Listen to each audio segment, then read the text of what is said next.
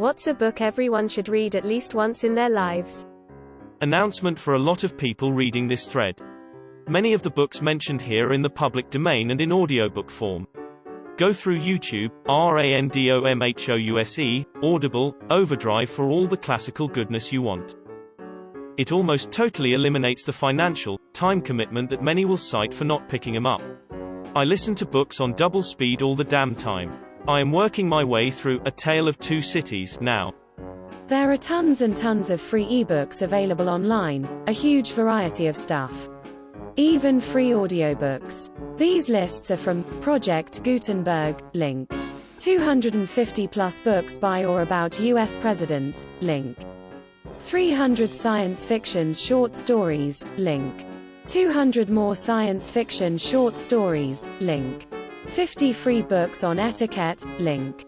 115 free fairy tale books, link. 100 free mythology books, link. 250 free kids and YA books, link. 200 free sci-fi books, link. 100 free classics, link. 100 free Christmas ebooks, link. 100 free poetry ebooks, link. 100 free history ebooks, link. 100 free memoirs and autobiographies, link. 50 free mysteries, link. 100 free books about pirates, link. 70 books about space and astronomy, link. 200 books about cooking and housekeeping, link. 50 historical books about childbirth and sexual health, link. 175 medical books, link. 50 free craft books, link. 100 free gardening books, link. Free assigned summer reading books, link.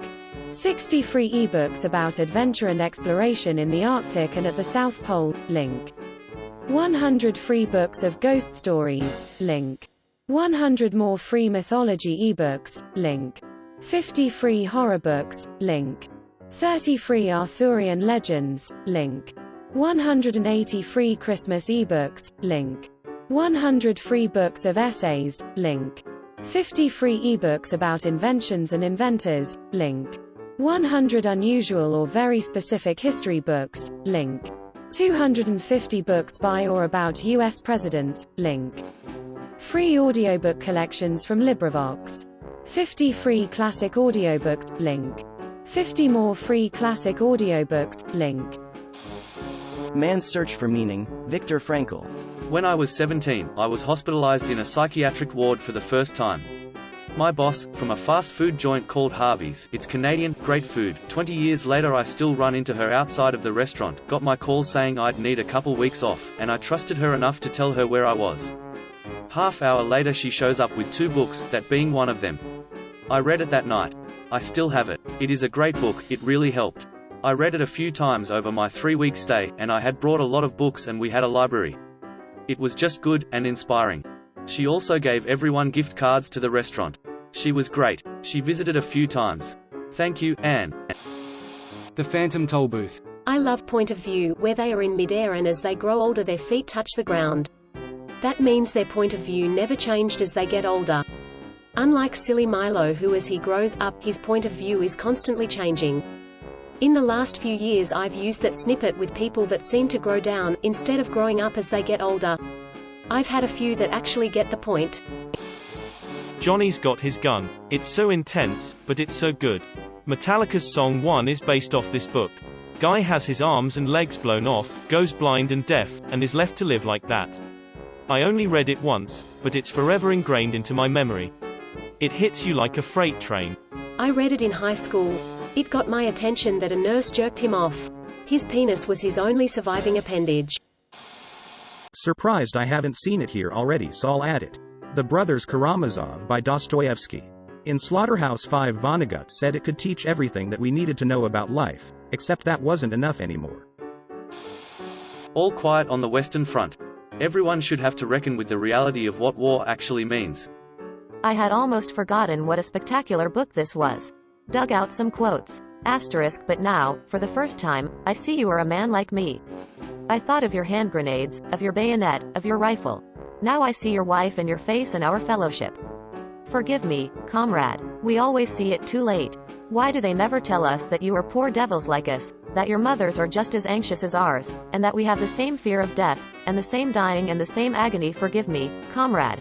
How could you be my enemy? Asterisk. Asterisk asterisk asterisk. Asterisk. We're no longer young men. We've lost any desire to conquer the world. We are refugees. We are fleeing from ourselves. From our lives. We were 18 years old, and we had just begun to love the world and to love being in it. But we had to shoot at it. The first shell to land went straight for our hearts. We've been cut off from real action, from getting on, from progress. We don't believe in those things anymore. We believe in the war. Asterisk. Night, by Elie Wiesel.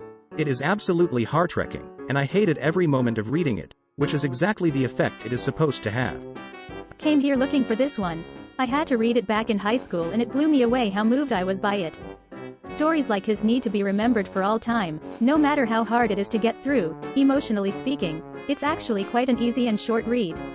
I'm so grateful that my English teacher assigned it. All Quiet on the Western Front. Knocks any silly ideas you may have had about war being glamorous or exciting right out of your effing head. I read it when I was 10. I didn't even really like playing war after that. Edit. Thanks for the awards. I figured this would be buried when I posted it. I'm glad so many people agree. This book should be mandatory reading in every high school on earth. Agreed. Also, it being written by the other side, am British, means now I can't watch regular war films without considering the complex and tragic story of the baddie, who just got killed. The Westing Game. The Count of Monte Cristo by Alexandre Dumas.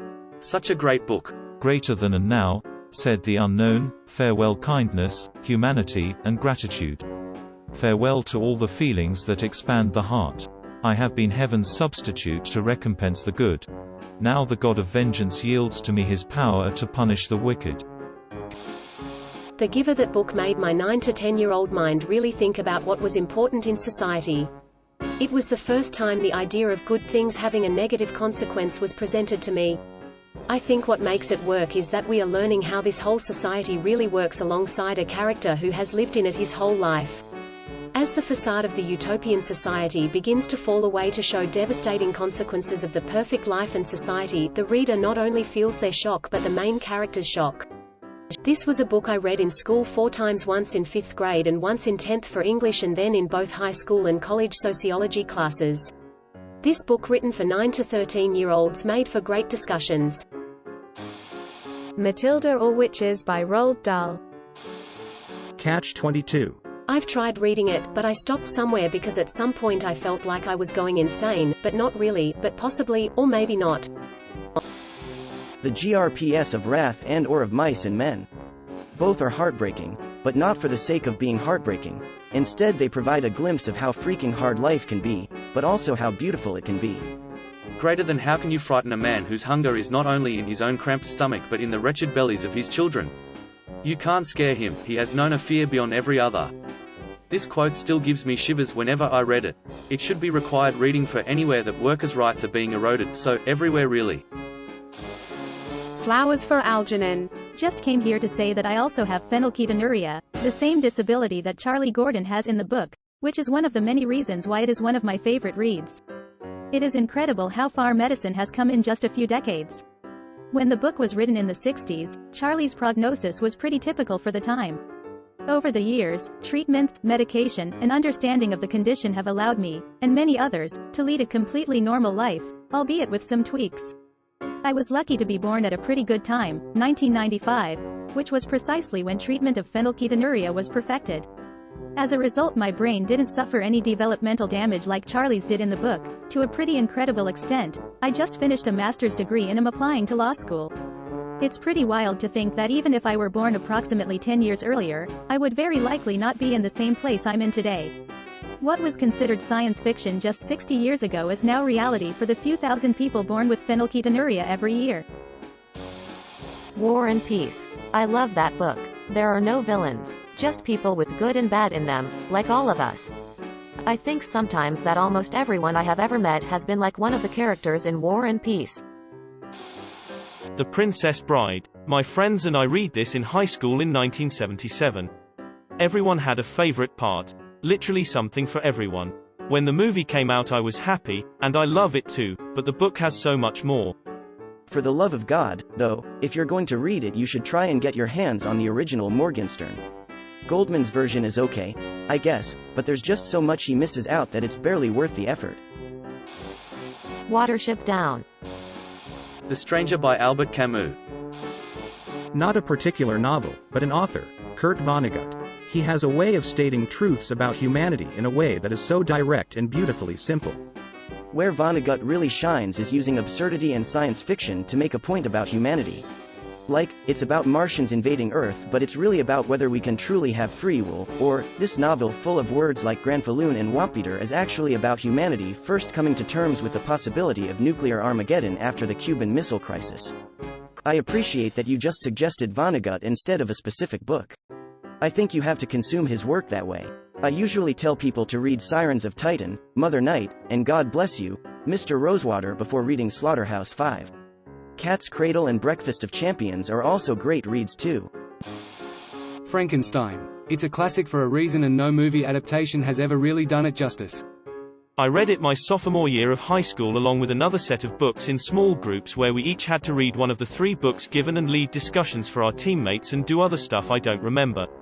Anyway, I got stuck with Frankenstein. I believe I was absent the day we chose. Completely lucked out, that book kicks ass.